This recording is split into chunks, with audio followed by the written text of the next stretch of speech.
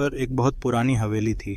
लोग कहते थे कि वहाँ कोई नहीं जाता क्योंकि वहाँ भूत रहते हैं। दिन में तो कोई पास नहीं जाता और रात में तो पूरा गांव डर के मारे दरवाजे बंद कर लेता।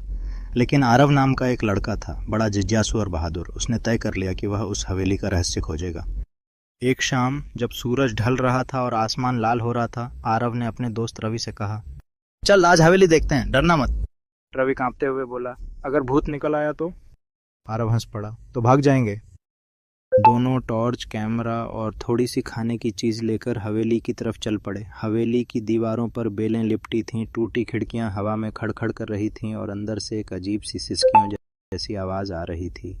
रवि का चेहरा सफेद पड़ गया पर आरव आगे बढ़ गया। जैसे ही वे अंदर पहुंचे, दरवाजा अपने आप धड़ाम से बंद हो गया। रवि चिल्लाया, भाग! लेकिन आरव ने कहा, डर मत, रहस्य यही है। हवेली में चारों तरफ जाले, टूटी कुर्सियां और धूल से भरी अलमारियां थीं।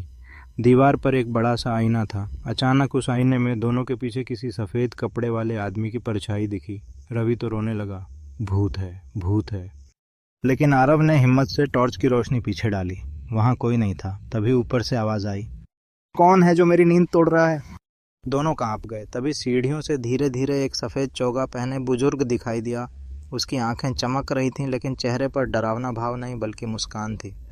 वह बोला, डरो मत बच्चों, मैं इस हवेली का रखवाला हूँ। कई साल से कोई आया नहीं। क्या तुम रहस्य जानना चाहते हो?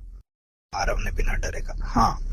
बुजुर्ग ने उन्हें ऊपर कमरे में ले जाकर बताया कि यह हवेली कभी एक राजा की थी। राजा ने अपने खजाने को छुपाकर रखा और उसकी रक्षा के लिए एक पहेली बनाई। जो इसे हल कर ले वही खजाना पाए। फिर उसने उन्हें 3 संकेत दिए। जहाँ समय थमता है वहीं से राह खुलेगी, जहाँ अंधेरा सबसे गहरा वहीं छुपा है उजाला, जो डर को दोस्त बनाए वही रास्ता पाए। आरव और रवि ने मिलकर हवेली में खोज शुरू की। पुराने घड़ी घर में जाकर देखा तो समय 12 बजे पर अटका हुआ था। जैसे ही घड़ी को घुमाया, दीवार खुल गई। अंदर एक सुरंग थी। सुरंग में पहुंचते ही आवाज आई, डर मत। रवि ने कहा, मैं तो डर ही गया। आरव मुस्कुराया, डर दोस्त बन गया। सुरंग के अंत में उन्हें एक बड़ा संदूक मिला। उसे खोलते ही चमकती रोशनी चारों तरफ फैल गई। अंदर सोने के सिक्के, पुराने दस्तावेज और एक पत्र था, साहसी वही जो डर के साथ आगे बढ़े। इस खजाने का उपयोग गांव की भलाई के लिए करो। दोनों खुशी से झूम उठे। वे खजाना लेकर बाहर आए। बुजुर्ग मुस्कुराते हुए बोले, अब हवेली डर का घर नहीं, साहस का केंद्र बनेगी।